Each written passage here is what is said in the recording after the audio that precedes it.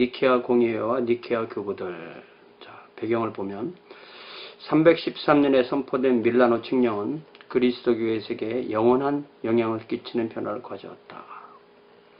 예, 지금까지 이 영향에서 못 벗어난다는 얘기죠. 표면적으로는 그리스도교가 하나의 합법적인 종교로 인정된 것뿐으로 보였다.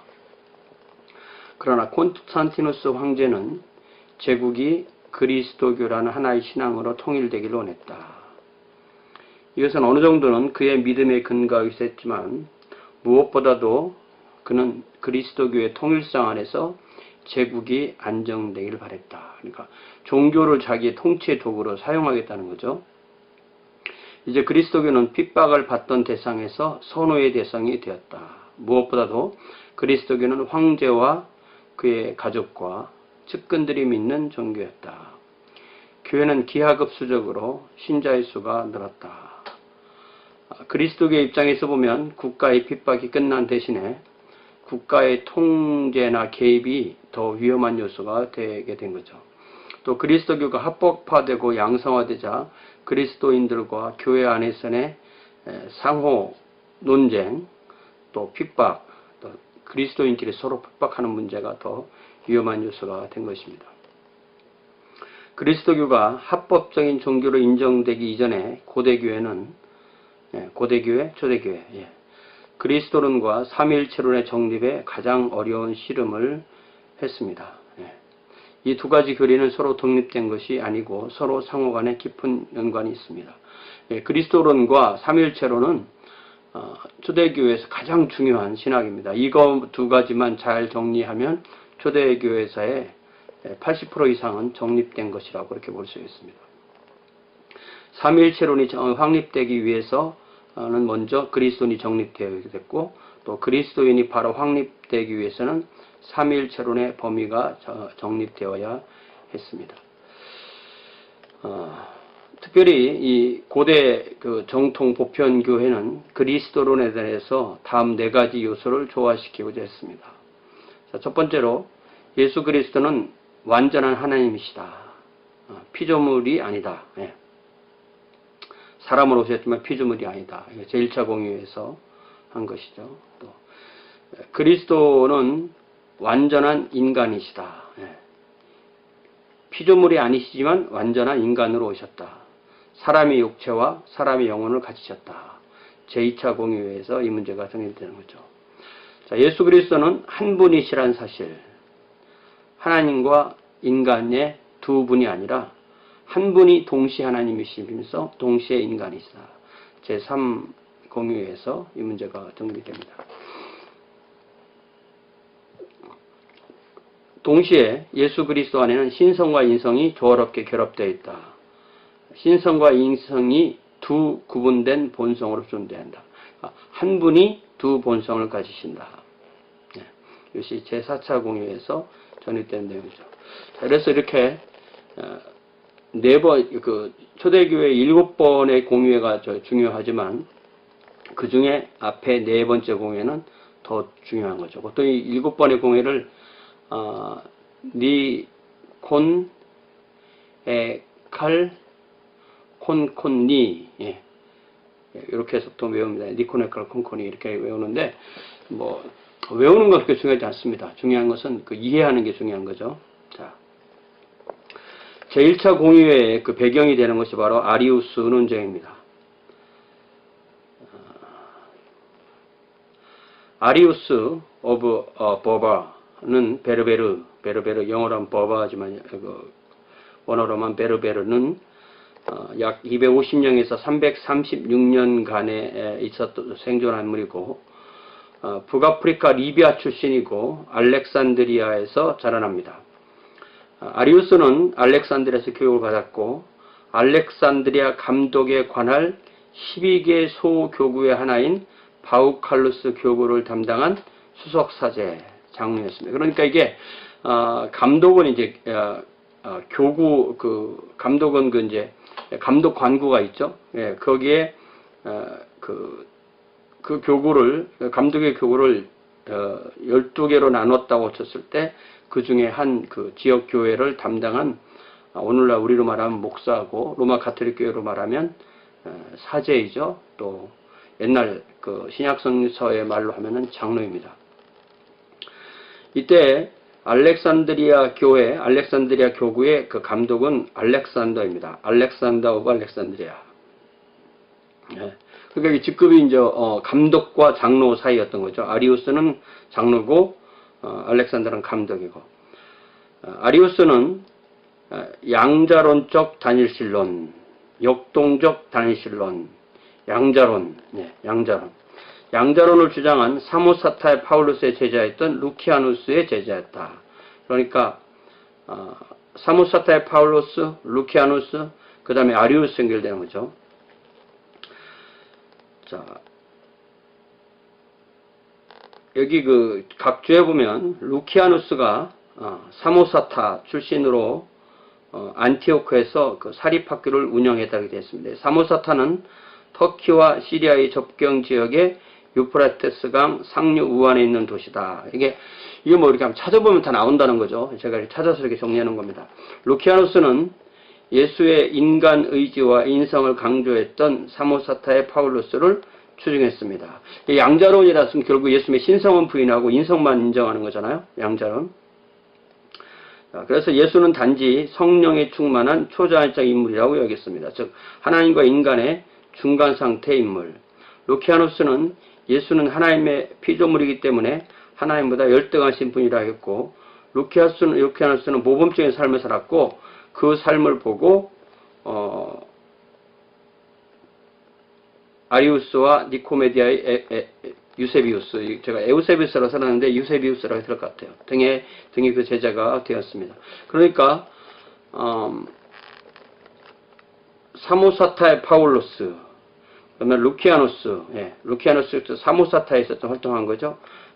그 다음에 제자가 바로 아리우스, 또 니코메디아 유세비우스 같은 사람들이 제자로 있었습니다. 자, 이렇게 정리가 한 편에 정리가 되는 거죠. 사제 아리우스는 감독 알렉산더가 사벨리우스주의, 즉 양태론적 단일신론을 주장한다고 공개했다.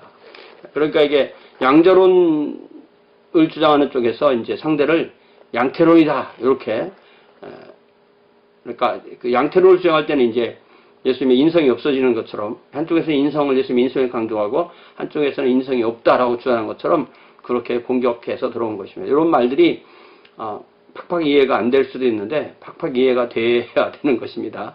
자, 아리우스주의는 그럼 어떻게 정리할 수 있냐? 아리우스는 318년경부터 예수 그리스도는 피조물이지 하나님이 아니라고 주장했습니다. 그러니까 이게 에비온주의나 또 양자론이나 아리우스주의나 이게 다 이제 같은 거죠. 쭉 같이 나가서 나중에는 중세의 종교개혁 시대는, 종교개혁 시대에 또 이런 주장을 하는 사람들이 있었죠. 그들을 뭐라고 했었냐면은, 종교개혁 시대에, 갑자기 또 생각이 안 나서.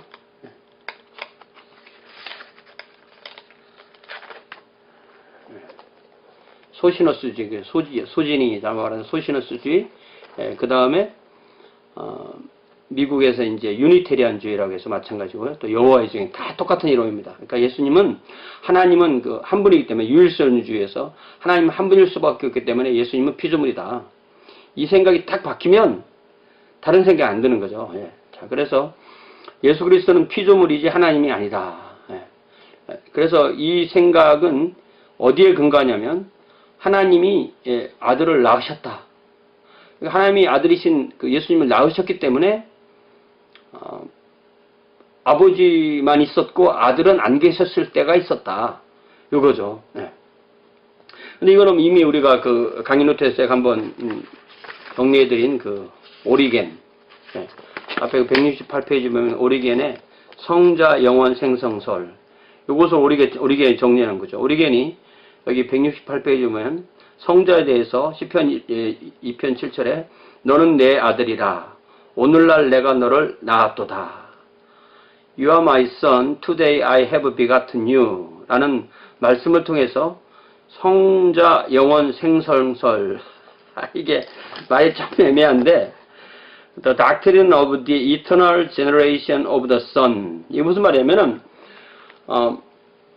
성부가 매일 성자를 낳는다는 말이잖아요. 계속 이게 무슨 말이냐면은, 아버지와 아들은 항상 성부와 성자의 관계로 있었다. 요 말씀의 뜻이라는 거죠. 그러니까 성자가 성부에서 피조되었음을 그냥 의미하는 것이 아니고, 성자가 피조되거나 존재하지 않을 때가 있다는 게 아니고, 영원히 성부와 함께 성자의 존재로, 관계로 존재한다. 그러니까 오르게는 이 오늘이라는 말을 시간상의 한 시점으로 이해하는 것이 아니라 영원한 현재로 이해합니다. 예, 오늘. 예. 그러니까 오늘 나셨으니까 어제는 안 나셨다. 이게 아리우스의 생각이었고, 오르겐의 생각은 오늘 나셨고 내일도 또 오늘이 오늘이고 어제도 오늘의 오늘이기 때문에 항상 아버지와 아들과는 이 영원한 이 성부와 성자의 관계가 있다. 요 히브리적 개념을 이 아리우스는 헬라적 개념을 이해해서 이렇게 말합니다. 다시 180페이지에 하나님은 늘 아버지가 아니라 아버지가 아니었던 시기가 있었다. 그러니까 이 아버지가 되려면 아들이 있어야 되는데 아들을 만들기 전에는 아버지가 아니라는 거죠. 하나님은 하나님이지만 아버지는 아니었다는 거죠. 그러니까 이 말을 바꿔 말하면 성자는 항상 있었던 것이 아니라 없었을 때가 있었다 이거죠. 하나님의 말씀은 영원 전부터 있었던 것이 아니라 무에서부터 만들어졌다. 영원히 존재하는 하나님, 스스로 있는 자 혹은 영원한 자는 존재하지 않았던 아들을 무에서 만들었다. 따라서 그가 존재하지 않았던 시기가 있었고 아들은 피조물이다. 아들은 존재하지 않았던 시기가 있었다. 성부는 늘 아버지가 이었었던 것이 아니다. 얘기죠. 자, 그는 아버지와 같지도 않고 원래 그는 아버지의 진정한 말씀이나 진정한 지혜가 아니다. 사실은 하나님이 만든 하나의 피조물에 지나지 않으며 그가 다른 피조물과 마찬가지로 하나의 말씀과 지혜로서 만들어졌기 때문에 그냥 말씀과 지혜 자체라고 하는 것은 잘못된 것이다. 따라서 말씀은 하나님의 본질과는 다르다. 그리고 아버지는 아들에 의해서 설명되는 것도 아니고 아들에게 보이지도 않는다. 이는 말씀이 아버지를 정확하고 완벽하게 알지도 못하며 그를 제대로 볼 수도 없기 때문이다. 아들은 아버지의 본질을 알 수 없다. 이는 하나님이 우리를 말씀을 통해서 만들기 위해 그를 도구로 사용하였고 우리를 만들기 위함도 이 아니었더라면 그를 만들지도 않았을 것이기 때문이다. 요게 이제 아리우스의 주장을 알렉산드리아의 알렉산더가 Alexander's letter to Alexander of Constantinople and Eusebius of Nicomedia. 예. 똑같은 이름이죠. 알렉산더. 예. 콘스탄티노플에 있던 알렉산더와 또 니코메디아의 유세비우스에게 이 비워낸 편지를 이렇게 이제 남아있는 것을 요새 정리한 건데 제가 이거를 어디서 가져갔는데도 안 썼네. 이런 것도 또 어디서 가져갔는데 다 써야 되는데. 자, 아리우스주의 핵심 주장은 예수 그리스도는 하나님이 아니라 피조물이라는 것입니다. 아리우스의 주된 관심은 성부 하나님, 여기 말할 때 이제 하나님이라고 할 때 성부만 말하는 거죠. 하나님의 유일성, 초월성입니다. 아리우스는 우리는 홀로 유일하게 비출생적이고 아들은 출생적이니까 홀로 유일하게 영원하고 아들은 영원한 게 아니니까 홀로 유일하게 시작이 없고 아들은 시작이 있으니까 홀로 유일하게 주님이시고 아들은 이렇게 보면 주님이 아니고 홀로 유일하게 만문의 심판자이신 하나님을 고백한다라고 하였습니다. 그래서 하나님이라고 쓰는 아리우스의 사상에는 하나님 아버지 한 분만을 뜻합니다.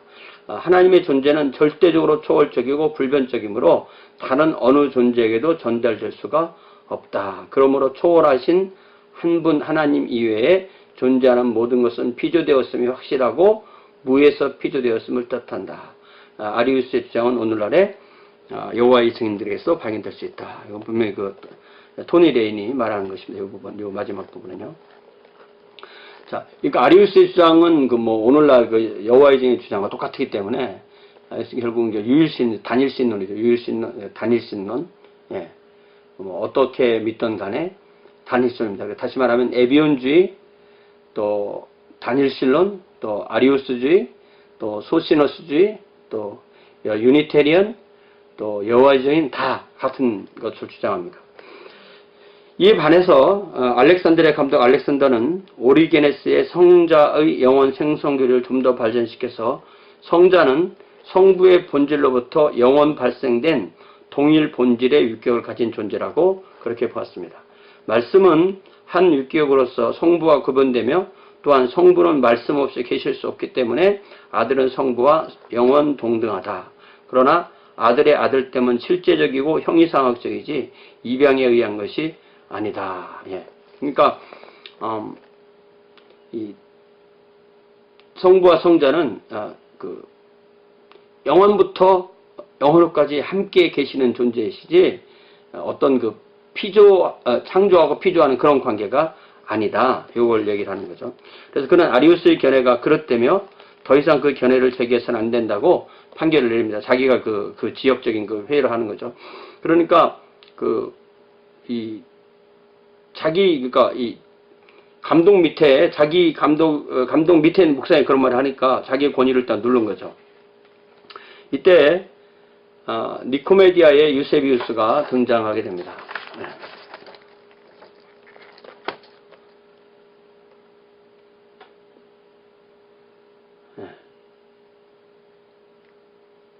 그러니까 이게 알렉산더가 니코메디아 유세비우스에게 이게 편지를 했을 때는 이게 뭐 적인지 동지인도 모르고 한 거겠죠. 자, 그러나 이 무렵 아리우스는 팔레스티나로 도피해 있었으며 이곳에서 자기 견해에 공감하고 지지하는 사람들을 찾아 나서서 실제로 목적한 바를 성취하게 됩니다.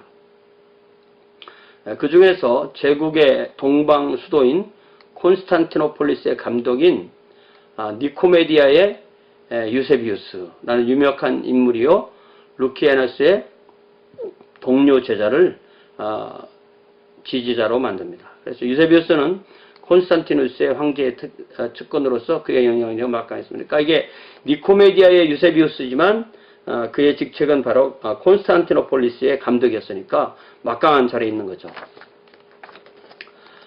그러니까 아리우스는 한동안 니코메디아 유세비우스와 함께 지내면서 자신의 견해를 다소 체계적으로 정리한 탈리아라는 그 잔치라는 노래를 탈리아를 노래로 써서 대중적인 노래로 보급하게 됩니다. 그래서 아리우스와 유세비우스는 편지 공세를 통해서 알렉산더에게 아리우스를 복권시키도록 압력을 가합니다. 알렉산더도 이에 못지않은 편지 공세를 통해서 아리우스가 로고스의 신성을 부인한 것은 신성모독이라고 주장합니다. 그래서 알렉산더 감독은 성자가 시간과는 무관하게 영원히 발생하며 무로부터라기보다도 하나님께로부터 직접 오며 불변하고 완전하다라고 주장합니다. 자, 이들 양측은 모두 성경으로부터 뽑아낸 증빙기절과 아울러 상대방의 위치를 분기시킬 수 있는 확실한 그런 논리적 이유를 가지고 있었습니다. 왜냐하면 아리우스는 알렉산더가 그리스도교적인 유일신론을 부인한다라고 주장했다. 왜냐하면 알렉산더의 감독의 주장에 의하면 신성을 지닌 존재가 둘이 있게 되므로 결국 두 신들이 존재한다. 이건 이신론이다. 유일신론이 아니다. 기독교는 유일신을 믿는데 그렇다면은 뭐 성부도 신이고 성자도 신이면 이신론이냐? 신이 둘이란 뜻이냐? 이렇게 나오죠. 알렉산더는 이에 답하기를 아리우스의 이론은 말씀의 신성을 부인함으로써 따라서 예수님의 신성이 부인된다고 말합니다. 이게 이제 기독론과 삼일체로 이렇게 섞여 있는 거죠. 자, 이게 이제 요런 그 논쟁이나 요런 그 공유를 통해서 기독교의 교리가 출렁출렁하면서 바로 가는 것으로 우리는 만나게 됩니다. 자, 그러면 니케아 공유회가 어떻게 열리게 되었느냐? 알렉산더는 결국 감독의 권위와 책임에 근거해서 320년경에 약 100명의 이집트 감독, 그때만 해도 이집트의 감독을 다 모으면 100명이 됐다는 거죠. 약 100명의 이집트의 감독들로 구성된 시나드, 지방회의로 소집해서 아리우스와 그의 동료 성지학들을 정죄하고 파면합니다. 아리우스는 이러한 처분에 승복하지 않고 알렉산드리아 시민들과 안티오크에서 그와 함께 수학하였던 동방 제국의 여러 감독들에게 호소합니다. 그래서 알렉산드리아에서는 아리우스의 신학적 요절들을 외치며 행진한 일반인들의 시위를 볼 수 있었을 정도로 이게 심각한 이 민중운동으로까지 퍼지게 되는 거죠. 또한 아리우스의 호소를 받은 감독들은 아리우스의 입장을 옹호해서 알렉산더의 이론이 오히려 오류라는 서신들을 띄우기 시작합니다. 그 결과 알렉산드리아 지방의 신학적 논쟁이 전체 동방교회를 분열시킬 위협을 가져오게 됩니다.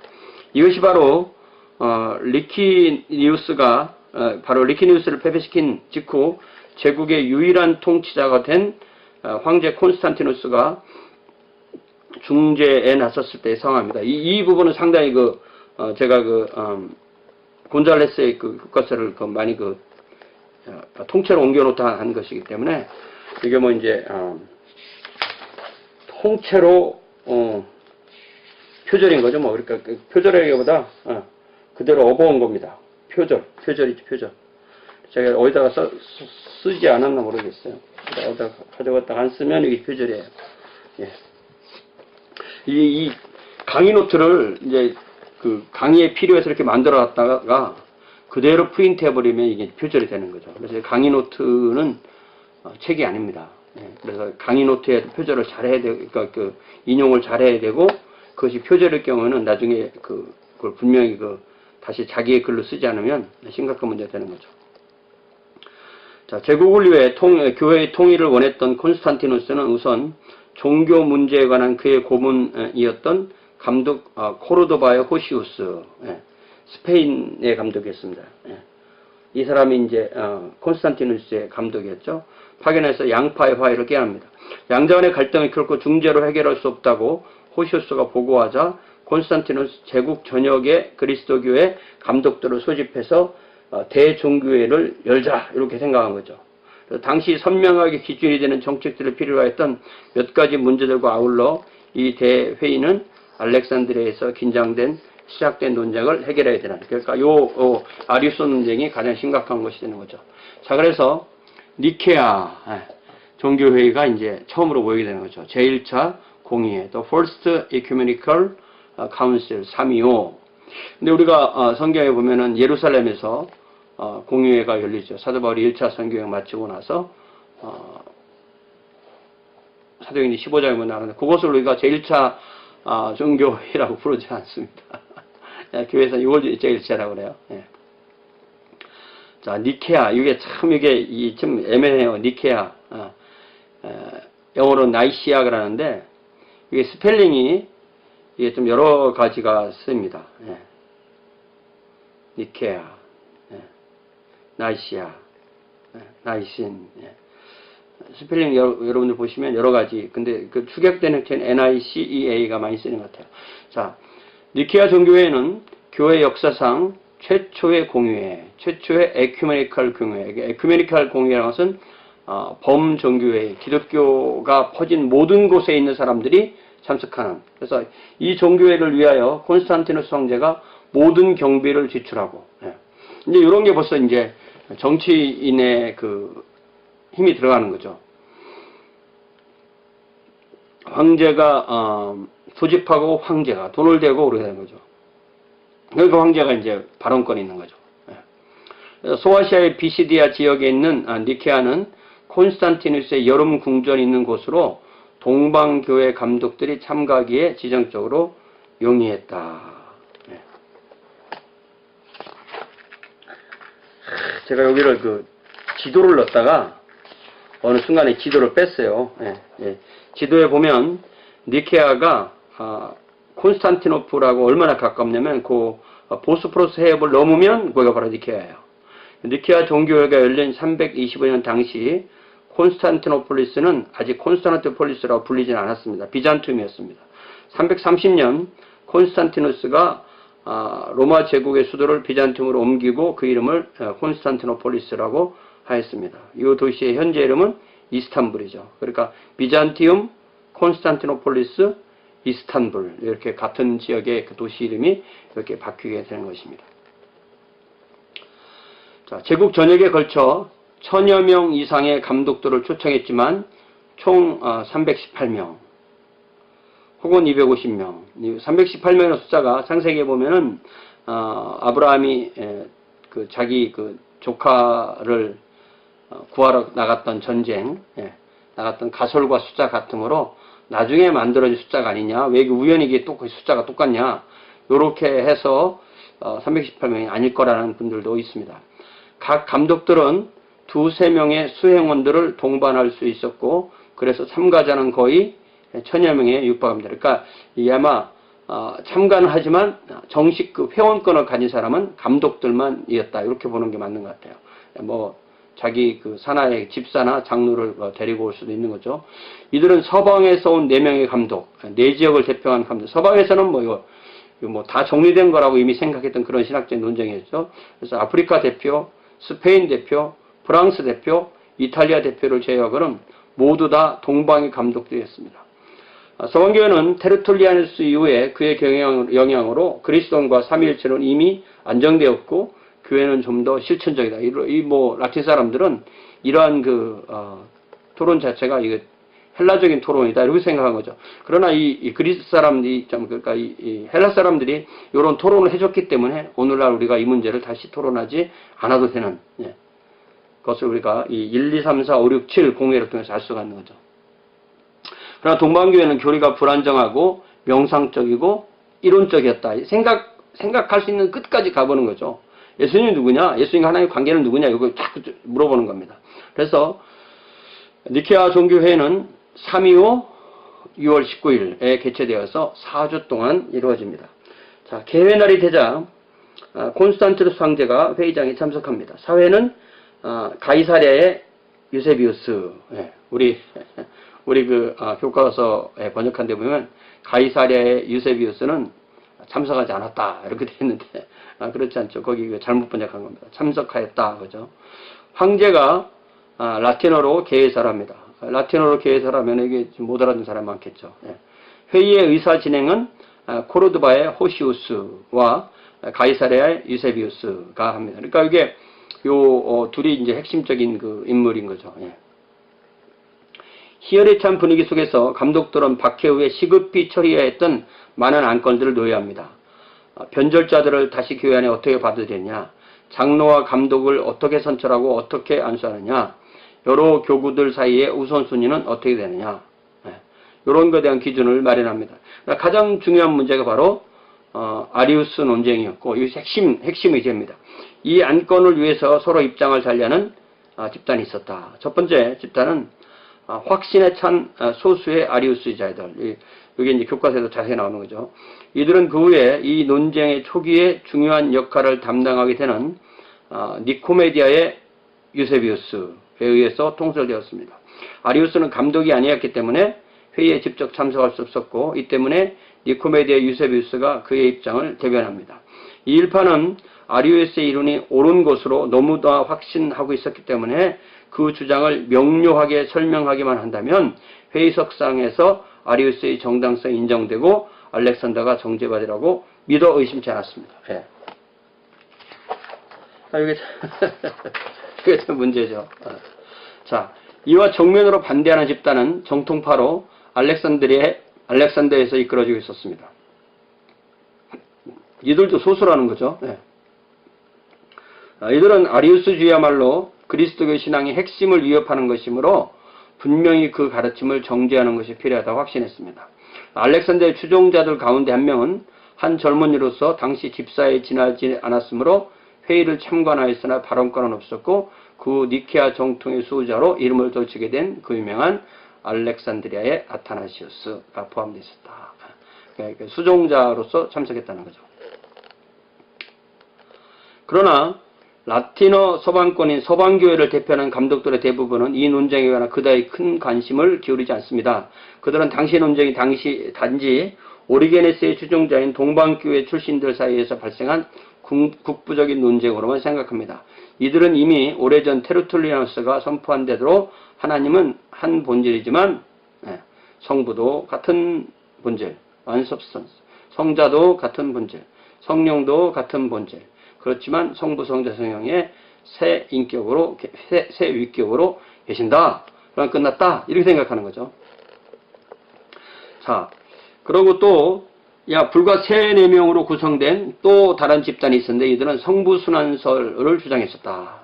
애들은 성부와 성자는 동의를 하기 때문에 성부가 고난을 받았다. 쉽게 말하면 십자가에서 돌아가신 분은 성부이시다. 이렇게 생각하는 거죠. 그래서 각주에 보면 성부가 십자가에서 죽으셨다는 것이 성부 순환설의 핵심입니다. 이들의 주장대로 하면 성부와 성자의 구분이 없어집니다. 네.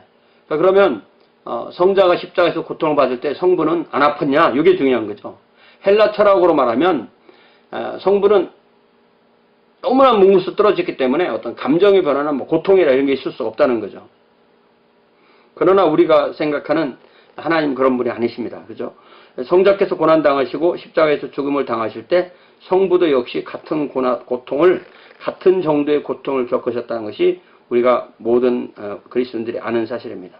성부는 고통을 못 느끼신다 라는 생각을 바로 impassibility of God이라고 합니다. 이것은 성경의 가르침이 아니라 신플라톤주의나 어떤 헬라 철학의 가르침입니다. 하나님이 인격이시고 인격이 있은 하나님은 지가 있으시고 감정이 있으시고 또 의지가 있으니 그렇기 때문에 성자가 십자가에서 직접 못 박히시는 고통을 당하시면서 아버지 왜 나를 버리셨나이까 하는 고통의 그 순간을 성부도 동일하게 겪으셨다. 성부가 죽으셨다. 이렇게 가르치지 않죠. 그러나 고통을 겪으셨다라고 그렇게 하는 것이 맞습니다. 우리가 그러니까 성부순환설에 너무 극단의 반대로 가서는 안 되는 거죠. 자, 이들은 여기에서 감독들은 이러한 감독들 가운데 안티오크의 에우스타티우스와 앙키라의 마르셀루스가 있었는데 이들은 아리우스주의가 오류라는 데는 동의하였으나 그들 자신의 신조 역시 그 후 교회가 삼위일체 교리를 명확하게 정의하는 과정 속에서 정죄받게 됩니다. 성부순환설은 이제 결국은 양태론적 단일신화와 같은 거죠. 그러니까 또 결국 정죄받게 되는 것입니다. 성부순환설이라는 말을 만든 분도 데르툴리아누스라고 했죠. 자, 그러나 당시 감독들의 대다수는 이들 가운데 어느 집단에도 소속하지 않습니다. 이들은 드디어 박해가 겨우 종식되고 새로운 기회들과 수많은 문제들이 출현하는 가운데 이처럼 교회를 분열시킬 가능성이 논쟁이 발생하였던 자체를 걱정합니다. 따라서 회의 초기에 이들 감독들은 또 다른 문제들을 해결하기 위해 단지 모든 이들이 아리우스가 제기한 문제에 대한 타협점을 좀 찾아보자. 그렇게 생각합니다. 이게 분열이 아닌 타협. 이러한 태도를 견지한 대표적인 인물은 동료 감독들로부터 많은 존경을 받고 있던 학식 있는 역사가 가이사랴의 유세비우스였다는 것이죠. 이 가이사랴가 이게 카이사리아인데요. 이게 이제 성경에 나온 그 가이사랴입니다. 이거는. 근데 이게 이제 영어로 읽을 때는 세서리아 이렇게 읽어요. 또. 참 영어 발음 따라와야지, 성경 발음 따라와야지, 또 보통 일반 학문에서 부르는 이름 따로 알아야 되지 참 어렵죠. 자, 그래서 먼저 아리우스파에 속하는 니코메디의 유세비우스가 18명의 감독과 함께 기초한 그들의 주장을 제출합니다. 그 내용은 그리스도는 피조물로서 다만 최고의 존재일 뿐 영원성은 없다. 하나님과 그리스도는 본질이 동일한 것은 아니다. 라는 주장을 읽어나갈 때 즉각 반대에 부딪힙니다. 말씀 혹은 성자가 아무리 그 위치가 높다 하더라도 결국은 피조물에 지나지 않는다는 주장은 수많은 감독들부터 격렬한 분노를 일으키고 교과서에 나온 대로 거짓말, 신성모독, 이단 이런 소리를 지릅니다. 니코메디의 유세비우스는 결국 자기의 모든 발표를 다 끝마치지 못한 채 단상에서 끌어내려졌고 그의 연설문들은 참석자들의 손에 조각조각 찍혀서 발에 짓밟히게 됩니다.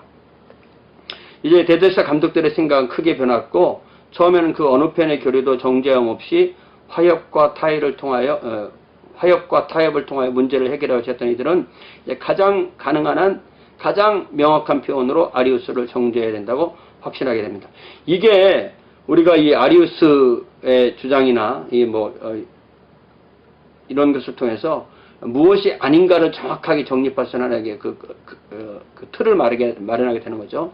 그러자 교회사가인 이 카이사랴 유세비우스가 자기 교회에서 사용하는 신앙의 규율, The Rule of Faith를 낭독하는데 아리우스파는 그 정도 신조라면 인정할 수 있다고 생각했습니다. 그러나 정통파는 아리우스파를 명확하게 배제할 수 있는 방법으로 교회의 신앙을 표현할 신경의 작성을 원했습니다. 그래서 교정한 것은 뭐냐면 아버지가 아들을 만들었다는 대신에 아버지가 아들을 낳았다, 비가튼으로 바꾸게 됩니다. 그래서 이게 영어 단어로 예를 들자면, 이게 이제 제가 헬라어로 표현한 건 아니지만 영어 단어에서도 어머니가 자식을 낳다는 것은 베어본라고 하는 반면에 아버지가 자녀를 낳다라는 것은 비가튼, 예. 성부가 그 성자를 낳으시는 것도 비갓.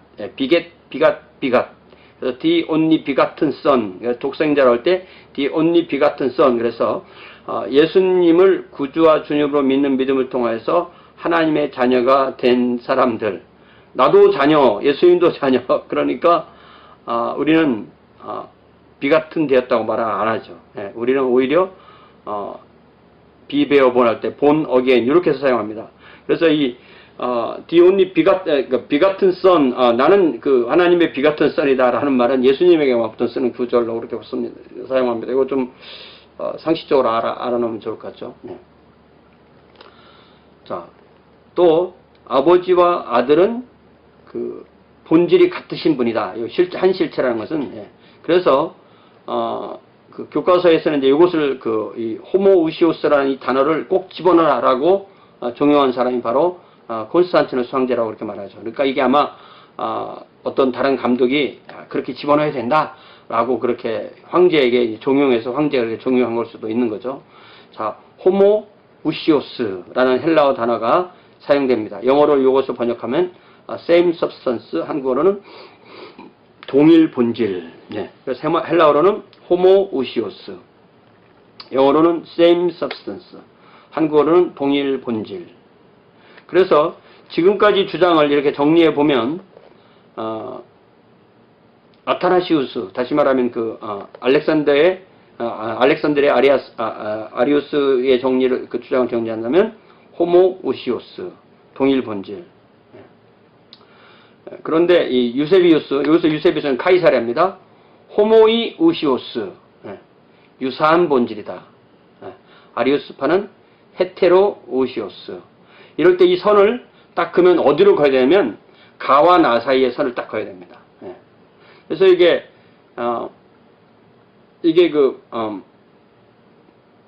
호모이 할 때 아이가 하나 딱 들어가는 거잖아요. 유사 본질일 때는 아이, 스펠링 요 아이 하나 때문에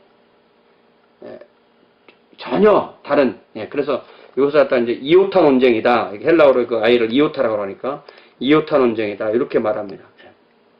그러니까 우리가 수치로 말하자면은 100과 99는 1차이죠. 0, 1, 99, 100 할 때 99가 100에 가깝다고 생각하겠지만 100은 완전, 99는 불완전. 1도 불완전, 0도 불완전. 그래서 곤잘레스의 말대로 피조물과 창조주 사이에 선을 딱 그은다면 99도 피조물인 거죠. 불완전하니까. 그래서 유사하다 이 말 갖고는 안 된다는 겁니다. 그래서 각주에 제가 뭐라 말했냐면, 흥미로운 점은 아리우스의 논쟁이 오리게네스의 영향을 받은 알렉산드리 학자들 간의 논쟁이라는 점이다. 오리게네스의 성자 영원 생성설을 확장시킨 알렉산드리의 감독 알렉산더는 호모우시오스를 주장하는 정통을 대표했다. 그러나 오리게네스의 성자 종속설을 변형시켜서 성자가 피조물이라고 주장한 알렉산드리아 장로 아리우스는 헤테로우시오스를 주장하는 이단을 대표합니다.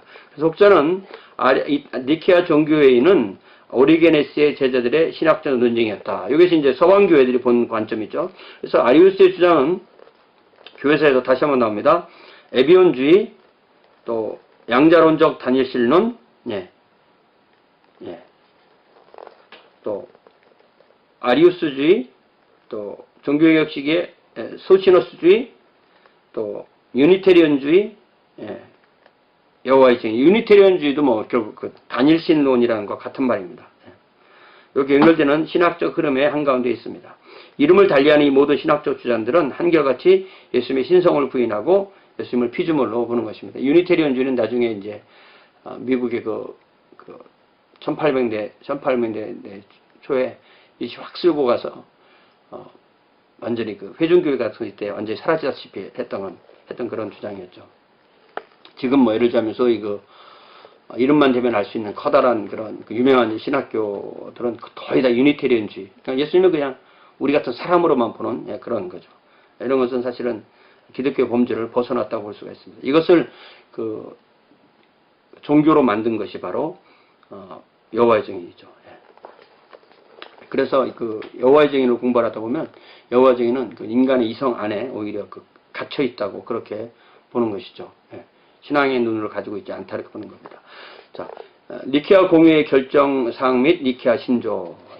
이 회의에서는 니코메디아의 유세비우스를 포함한 두 감독이 아리우스주의를 포기하지 않았고 나머지 감독들, 18명이 대표했는데 16명 정도는 이제 돌아선 거고 2명만 남았다는 거죠. 나머지 감독들은 호모우시우스가 정통신앙을 정확하게 표현한다고 동의하였습니다. 그 결과 니케아 신조가 작성됩니다. 그러니까 이게 호모우시우스 이런 말이 뭐 끝까지 안 외워지죠. 뭐 외울 필요도 없고 동일 본질이다. 이것을 만약에 우리나라 사람들이 회의를 했으면은 동일 본질이다 이런 말이 나왔겠죠. 그러니까 우리가 호모우시우스 이런 말에 대해서 성경에 없는 거다 이렇게 부담감을 가질 필요가 없습니다. 결국 그 헬라어로 정리된 신학이기 때문에 자 이제 이 니케아 공의회에서 정리된 내용입니다. 자, 우리는 한 분 하나님, 전능하신 하나님, 보이는 것과 보이지 않는 모든 것을 창조하신 분을 믿는다. We believe in one God, the Father Almighty, maker of all things visible and invisible. 그러니까 여기까지는 뭐 아무 문제가 없겠죠. 그러니까 항상 이런 고백을 보면 성부 하나님에 대한 이 고백은 별로 혼선이 없습니다. 그러나 결국 그리스도의 가장 핵심은 예수님을 어떻게 고백하느냐 이게 핵심인 거죠. 또한 한 분 주 예수 그리스도를 믿는다. 그분은 아버지로부터 유일하게 나셨다. 그분은 아버지의 본질 우시아로부터 나셨고 하나님으로부터 나신 하나님이시요 빛으로부터 나신 빛이시요 참 하나님으로서 나신 참 하나님으로서 출생하셨지만 피조되신 분이 아니시며 콕 집어 얘기하는 거죠. 피조되는 건 아니다. 출생하셨다고 그러죠. 아버지와 동일 본질이시다. 호모우시우스이시다. 이 문장을 집어넣었다는 거죠. 이 단어를 집어넣었다는 거죠. 하늘에 있는 것이나 땅에 있는 모든 것이 다 그분으로 말미암아 만들어졌다. 그러니까 예수님은 피조물이 아니라 창조주시다 이거죠. 성경에서 많이 나오는 얘기입니다. 그분은 우리 인간들을 위하여 그리고 우리의 구원을 위하여 내려오시고 성육신하시고 사람이 되셨다.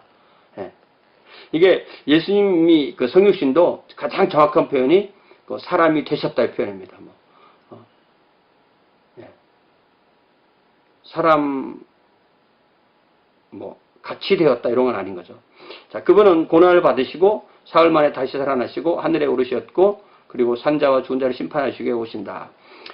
And in one Lord Jesus Christ, the Son of God, the only begotten of His Father, of the substance, which are of the Father, God of God, light of light, very God of God, begotten, not made, being of one substance, 여기 이제 homoousios, with the Father, by whom all things were made, both which in heaven and in earth, who for us men and for our salvation came down from heaven and was incarnate and was made man. He suffered and the third day he rose again, ascended into heavens. 편에 빠졌네, 그죠? 이게 천어타 보면 이런 게 나오죠. And he shall come again to judge both the living and the dead. 그리고 우리는 또한 성령을 믿는다. And we believe in the Holy Ghost. 옛날 표현입니다. 하지만 아들이 계시지 않은 때가 있었다거나, 이게 이제 아리우스주의입니다. 그가 나시기 전에 계시지 않았다고 하거나, 무로부터 생겨났다고 말하거나, 또한 그분이 어떤 다른 존재들이나 본질로부터 만들어졌거나, 피조되었거나, 변할 수 있다거나, 달라질 수 있다고 주장하는 모든 사람들을 보편적이고 사도적인 교회는 정죄한다. 이제 그 마지막 문장이 보편적 사도적인 교회론을 위해 정립되거나 가져옵니다. And whoever shall say that there was a time when the Son of God was not, or that before he was begotten he was not, or that he was made of things that were not, or that he is of a different substance or essence from the Father, or that he is a creature, or subject of change or conversion, all that we say, the Catholic and Apostolic Church anathematize. 이게 이제 그 유명한 그 아마테마라고 말하는 그 정죄, 이 단어가 나오죠.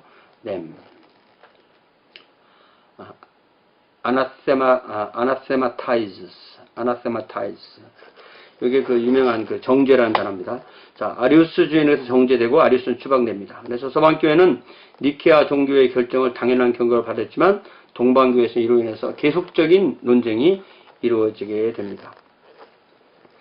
자, 이 시점에서 이제 아타나시우스에 대한 이야기를 좀 하게 됩니다. 이게 좀 시간이 한 15분쯤 남았죠. 자, 아타나시우스 오브 알렉산드리아, 세상이 감당하지 못하는 사람이란 별명을 갖습니다. 아타나시우스는 동방교회 4대 박사의 첫 번째 인물로 알려져 있습니다.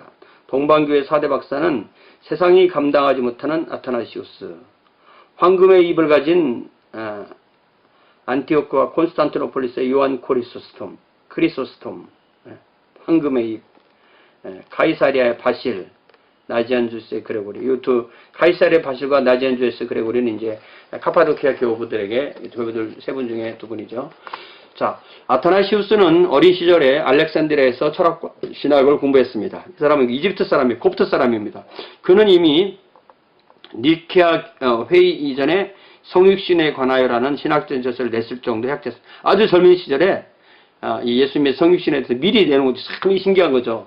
이미 자신은 이 성육신에 관한 책으로다가 예수님에 대해서 정리를 해놨는데 아리우스의 주장에 의해서 이 논쟁이 딱 터지니까 참 얼마나 선견지명이 있는지. 그래서 퀴즈 문제에서 아타나시우스는 아리우스 주장에 대항해서 니케아 회의 이후에 성육신에 관한 책을 썼다라고 말하면 그게 틀리게 되는 거죠. 자, 그는 예수님은 완전한 하나님이시며 완전한 인간이시다. fully God and fully man임을 주장합니다. 그는 아리우스 논쟁이 일어날 즈음에 알렉산드리아 감독인 알렉산더의 집사로 안수를 받았고 319년에 또 알렉산더의 비서가 됩니다. 그래서 우리가 집사 이렇게 번역하는 것을 로마 가톨릭 교회에서는 부재 이렇게 번역합니다. 그러니까 이게 이런 걸 잘 봐야 돼요. 그래서 이걸 처음에 앞에 집사로 번역한 것보다는 부재라고 번역하는 것이 훨씬 낫습니다. 자, 325년에 알렉산더의 보조자 자격으로 니케아 종교회에 참석합니다. 아타나시우스는 니케아 종교회에 참석하였으나 부재의 신분이었으므로 발언권은 없었습니다. 그러나 이게 이제 발언은 안 하지만 이 아타나시우스를 알렉산더를 계속 보조하니까 어떤 영향으로든 니케아 종교회에 자신의 견해로 영향을 끼쳤고 그의 견해는 절대 다수의 감독들로부터 정통신앙을 대표하는 교리로 인정받게 됩니다. 자, 그러니까 아리우스도 참석하지 않았지만 아리우스의 주장과 또 아타나시우스도 참석하긴 했지만 발언권이 없었지만 아타나시우스, 그래서 아리우스파, 아타나시우스파, 그렇게 아리우스파를 대신하는 사람은 유세비우스 오브 니코메디아, 그리고 요 아타나시우스를 대신하는 사람은 알렉산더 오브 알렉산드리아, 이렇게 되는 거죠. 그래서 아타나시우스의 주장은 예수님이 하나님이 아니시고 단지 하나의 피조물이라면 그를 예배하는 것은 우상숭배다. 이게 핵심입니다. 신약 성경부터 지금까지 그리스도인들은 예수를 예배했다는 거예요. 처음부터. 교회는 처음 제자부터 지금까지 예수님을 하나님으로 예배하고 있었기 때문에 예수님이 하나님이시라는 것입니다. 또 예수님이 피조물이라면 피조물을 구원하는 주님이 될 수 없다는 점이 아타나시우스 주장. 이게 이제 삼위일초론과 기독론의 가장 핵심입니다. 그러니까 여호와의 증인들을 만나면 한 가지만 물어보면 돼요. 너는 예수님을 주님이라고 고백하냐? 그러면 그 주님이라는 뜻이 무슨 뜻이냐 물어봐요, 걔들이. 주님이라는 말은 하나님의 뜻이다. 하나님은 성부밖에 여호와만 하나님이지 예수님이 하나님이 이렇게 말하는 거죠. 예수님이 하나님이 아니다 이렇게 말하는 거죠. 이게 핵심이죠. 자, 니케아 종교회가 끝난 지 3년 후 328년에 알렉산드리아 공덕 알렉산더가 사망하자 아타나시우스는 32세의 젊은 나이에 알렉산드리아의 감독, 알렉산드리아 대교구의 총대주교 아크비숍이 됩니다. 야, 이게 이제 그때 그 시대 사람들도 나이를 안 따졌다는 거죠. 예. 아이 30세 무슨 감독이야? 50은 돼야지 이런 말 안 했다는 거죠. 그는 평생을 아리우스 주제자를 맞서서 영적인 싸움을 싸웁니다. 그 결과 그는 알렉산드리아 감독 자리에서 모두 5번이나 쫓겨났다가 복직되는 고통을 겪게 됩니다. 이거를 제가 이제 교과서를 보고 여러 가지 그걸 자료를 보고 이렇게 정리를 해보니까 이렇게 되더라고요. 자, 210번 각주 한번 보겠습니다. 로마 감독 콘스탄티누스 1세와 그를 이은 황제들은 대체로 아리우스주의자들로 아리우스의 가장 큰 적인 아타나시우스를 박해하게 됩니다. 그래서 콘스탄티누스도 이게 죽을 때 그 세례 자체를 니코메디아 유세비스에 봤잖아요. 그러니까 이게 뭐 이 콘스탄티누스는 이게 좀 애매한 거예요. 호모우시우스란 말을 넣으라고 해놓고도 사실은 본인은 이 아리우스 쪽에 더 가까운 그런 신앙을 가지고 있었는지 모르는 거죠. 자, 325년 니케아 공유회에서 비록 아리우스파에 패했지만 당시 제국의 동방 지역에서는 아리우스주의가 오히려 더 우세했습니다. 그래서 아타나시우스의 5번에 걸친 추방과 5번에 걸친 복귀를 요약하면 이렇게 됩니다. 자, 1세 추방은 335년에 콘스탄티누스 1세에 의해서 이 아리우스파인 이 니코메디아의 유세비우스의 말을 듣고 레바논의 그 두로로 추방됩니다. 2년 후에 복귀를 합니다. 콘스탄티누스 2세가 황제가 되면서 복귀를 하는 거죠. 자, 다시 2년 후에 339년에 니코메디아 유세비우스 등이 안티오크에서 교회회를 열어서 해임합니다. 그래서 그레고리우스를 알렉산드리아 감독으로 임명함으로 쫓겨납니다. 이때는 거의 한 4년 이상 동안 쫓겨나 있었죠. 이탈리아를 통치하던 황제가는 콘스탄스였고 아타나시우스가 변장을 하고 로마로 가서 로마 감독 줄리어스 1세와 또 이탈리아 감독들의 도움으로 알렉산드리아 유일한 주교로 선언하게 됩니다. 그래서 알렉산드리아 주교 그레고리우스는 이교도들에게 살해가 됩니다. 이집트를 다스리던 콘스탄티우스 황제, 콘스탄스 형은 굴욕적으로 아타나시우스의 복귀를 허용할 수밖에 없었습니다. 네. 자, 그 3차 추방은 다시 거의 한 3년 후에 콘스탄티우스 황제가 군대를 파견해서 아타나시우스가 예배를 드리는 교회를 급습하며 많은 성도들을 살해하고 아타나시우스는 이집트의 수도로 피신해서 6년 동안 거한다. 우리 교과서 보면 이때 아타나시우스가 기절했다 이런 표현이 나오는 거죠. 자, 3차 복귀 361년에 배교자 줄리안 황제가 콘스탄티누스 황제가 사망하고 나서 줄리안 황제가 들어왔을 때 이제 종교 문제에 자기가 어떤 면에서 좀 이런 논쟁에 말려들지 않으려고 복귀를 시켜주는 거죠.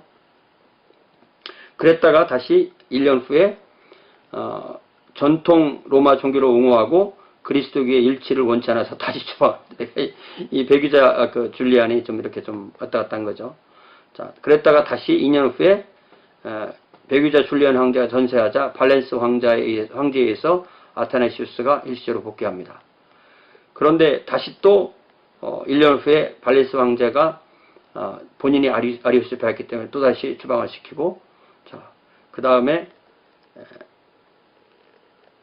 발렌스 황제 때 다시 1년 후에 알렉산드리아 시민들이 황제의 명령을 거부하고 봉기를 일으켜서 추방 6개월 만에 복직하고, 그때부터는 뭐 상당히 오랫동안 이제 감독으로 있었던 거죠. 그러니까 이분이 366년에 마지막 복귀를 했는데 373년이니까 마지막 복귀하고 나서는 거의 한 6, 7년 이렇게 사역을 한 걸로 보입니다. 자, 우리가 이런 아타나시우스의 이런 저서 같은 건 좀 읽어야 되는데 여기에 좀 문제가 있습니다. 이런 걸 좀 읽어야 되죠, 사실은. 예. 자, 아타나시우스 주제는 하나님의 말씀의 성육신, the incarnation of the word of God, 그죠? 또 우리 교과서에서 말한 성 안토니우스의 생애, 또 아리우스주의를 반박하는 네 편의 설교, 또 이교주의에 대항하여 사라피온에게 보내는 편지. 근데 요 마지막 사라피온에게 보낸 편지는 성령의 신성에 관해서. 그러니까 이 아타나시우스 신학은 상당히 삼일체적으로 많이 이미 정리가 된 거죠. 아타나시우스는 현재 우리가 사용하고 있는 신약 성경과 동일한, 더 많지도 않고 더 적지도 않은 27권의 목록을 367년에 보낸 부활절 편지에 담고 있다. 39차 부활절 편지에 담고 있는데, 신약 정경은 최종적으로 397년에 개최된 칼타고 종교회에서 확정되게 됩니다. 그 점도 쭉 사용해서 정리하는 거죠. 그러니까 이게 이 아타나시우스가 부활절 편지를 보낸 해가 367년이니까 마지막 복귀하고 나서네, 그죠? 자, 이제 교회사가인 유세비우스. 교회사가인 유세비우스는 260년 초에 팔레스티나에 태어나서 팜필러스에게 공부하고 또 그와 같이 일합니다. 팜필러스는 가이사랴에서 오리게네스의 도서관을 책임지고 있었습니다. 팜필러스는 309년 내지 310년에 순교했고, 팜필러스를 존경한 유세비우스는 자기 이름 뒤에 팜필러스의 이름을 붙여서 유세비우스 팜필리라고 그렇게 이름을 개명합니다. 유세비우스는 오리게네스를 존경한 학자였고 313년 14년경에 팔레스티나 지방의 가이사랴의 감독이 됩니다. 우리가 이스라엘을 방문하게 되면 여기를 좀 방문하게 돼요. 여기가 신약성경에서 말하는 고넬료 얘기 나오는 가이사랴입니다. 가이사랴의 유세비우스는 니케아 종교에서는 성자는 성부와 유사 본질이었다는 중간 입장이었지만, 이제 그걸 발표하다가 이제 이런 발표를 통해서 다시 성자에 대한 정확한 교리를 정립하게 되는데 역할을 하게 되는 거죠. 자, 사망한 때는 339년에 340년. 유세비우스는 무엇보다도 교회 역사를 기록한 역사가로 기억됩니다. 그의 가장 유명한 저작은 소위 교회사, 최초의 교회사죠. 초대교회로부터 324년 콘스탄티누스 대제가 동방과 서방을 필요한 포함한 전 로마 지역의 황제가 될 때까지 교회사를 기록합니다. 자, 같은 이름이죠. 같은 이름. 그렇지만 니코메디아의 유세비우스. 니코메디아 유세비우스는 콘스탄티누스 황제의 친구이면서 상담자였다. 그는 339년부터 341년까지 콘스탄티노폴리스의 감독으로 재임합니다. 그는 아리우스를 권하여 아리우스주의를 취소하는 것처럼 가장한 문서를 작성하도록 했고, 그래서 아리우스는 이 문서를 콘스탄티누스에게 제출합니다. 콘스탄티누스 황제는 알렉산더 감독 아타나시우스에게 아리우스의 장로 복직을 명령합니다. 그러나 아타나시우스는 황제의 명령에 불복해서 추방됩니다. 아리우스는 장로직에 복직되기 이전에 죽습니다. 시간이